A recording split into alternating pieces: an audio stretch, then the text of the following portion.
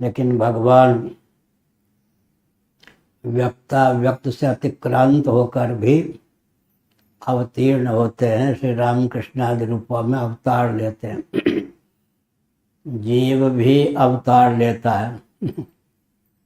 नाम रूपात्मक देहेंद्रीय प्राणांतकरण को धारण करता है, लेकिन अज्ञान के वशीभूत होने के कारण भगवान निज इच्छा निर्मित तनु माया गुण गोपार, गोपार माने इंद्रियों से अतिक्रांत, जो कर्णग्राम से अतिक्रांत जो भगवान हैं, कार्यकरण से अतिक्रांत जो भगवान हैं, स्वेच्छा पूर्वक अवतीर्ण होते हैं। निर्गुण निराकार का सगुण निराकार होना अवतार है, सगुण निराकार का सगुण साकार होना अवतार है। कल हमने कहा था जो आर्य समाजी सज्जन भगवान के अवतार को नहीं मानते हैं, उनको विचार करना चाहिए। 100 वर्षों तक दयानंद स्वामी के जन्म के बाद 100 वर्षों तक भारत में सनातनियों और आर्य समाजियों के शास्त्रार्थ में व्यतीत हो गए। 100 वर्ष, इतने में क्रिश्चियन कम्युनिस्ट मुस्लिम तन पूरे छा गए। तो ये बहुत बड़ा भ्रम हुआ, भूल हुई। 100 वर्ष भारत का सनातनियों और आर्य समाजियों के शास्त्रार्थ में चले गए। इतने में क्रिश्चियन कम्युनिस्ट मुसलमानों को दाव मिल गया, चप्पे चप्पे पर वो छा गए।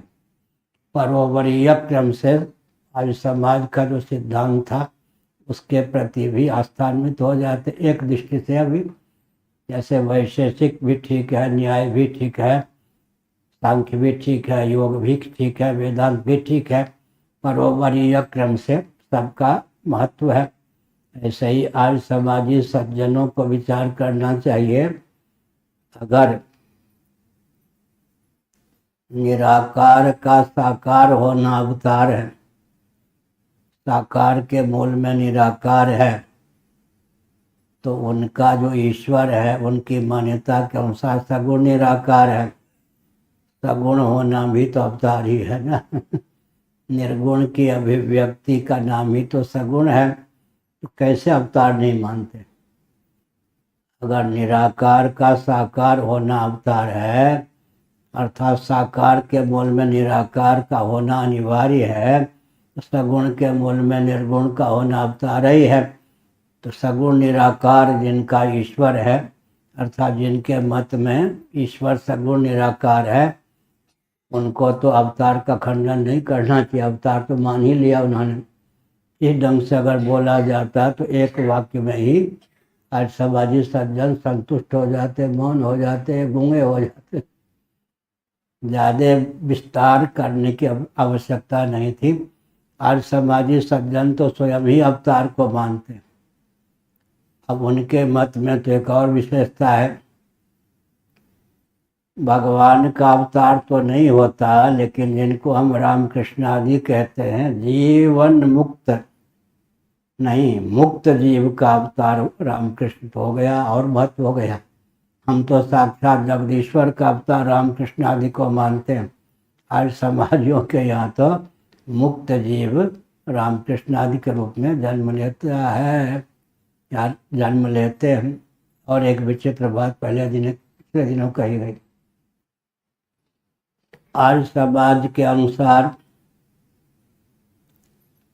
कोई भी जीव सदा के लिए मुक्त नहीं होता। मान लीजिए महासर के प्रारंभ में कोई जीव मुक्त हो गया तो 31 नील 10 खरब 40 अरब वर्षों तक तो वह मुक्त रहेगा। उसके बाद महाप्रलय की दशा में चला जाएगा। महाप्रलय की अवधि बीत जाने पर फिर जन्म लेगा। कोई भी जीव सदा के लिए मुक्त नहीं होता। प्रलय के बाद अर्थात महाप्रलय के बाद मुक्त जीव का भी जन्म होता है। पिछले दिनों हमने कहा था, किसी ने दयानंद स्वामी जी से कहा, एक वन में कितने भी वृक्ष क्यों ना हो, एक एक वृक्ष पर कितने भी पक्षी क्यों ना हो, एक एक पक्षी अगर उड़ान भरें तो कभी न कभी वन पक्षियों से खाली हो जाएगा। एक एक जीव मुक्त होते जाएंगे तो कभी न कभी ईश्वर के घर में जो जीव